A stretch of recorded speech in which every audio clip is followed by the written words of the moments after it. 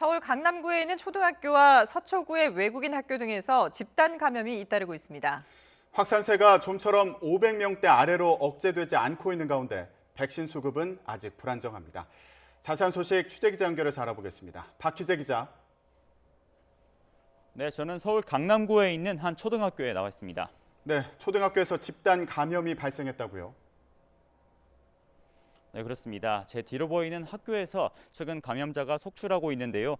지난 5일인 어린이날에 이곳에 있는 교사 1명이 첫 확진 판정을 받은 이후로 현재까지 누적 감염자만 최소 21명으로 집계가 됐습니다. 다만 방역당국은 첫 확진자인 교사가 그동안 온라인 수업을 해왔던 점을 파악하고 다른 확진자들과의 역학적 연관성은 일단 없는 것으로 추정했습니다.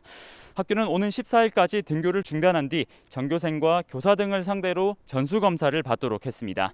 서울 서초구에 있는 한 외국인 학교에서도 지난 1일 이후로 확진자가 모두 4명이 됐는데요. 서울 지역 학교에서는 지난 3월 개학 이후로 현재까지 학생과 교직원 등 모두 958명이 확진 판정을 받은 것으로 집계됐습니다. 병원에서도 새로운 집단 감염 사례가 나왔습니다.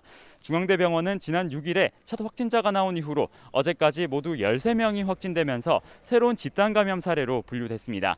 종사자 2명과 환자 6명, 그리고 가족 5명이 각각 포함됐는데요.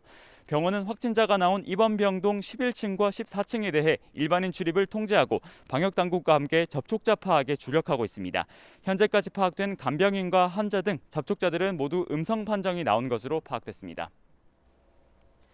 네, 이렇게 확진자는 계속 이어지고 있는데 백신 1차 접종자 수는 급감했죠. 네, 단적인 예로 일요일인 지난 9일에 1차 접종자는 전국에서 단 3명에 불과했습니다. 화이자 물량을 쓴 건데 그마저도 2차 접종에 쓸 물량을 접종에 사용한 것으로 파악됐습니다.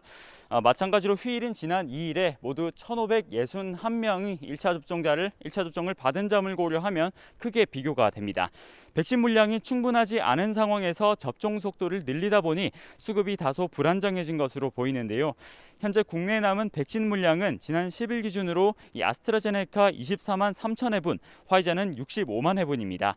방역당국은 오는 14일부터 6월 첫째 주까지 아스트라제네카 723만 회분을 공급해 수급 불안정 문제를 해소한다는 입장입니다. 화이자 물량도 내일인 수요일부터 매주 차질 없이 공급해 수급 문제를 하루빨리 해소하겠다는 계획입니다. 지금까지 서울 강남구에 있는 한 초등학교 앞에서 YTN 박희재입니다.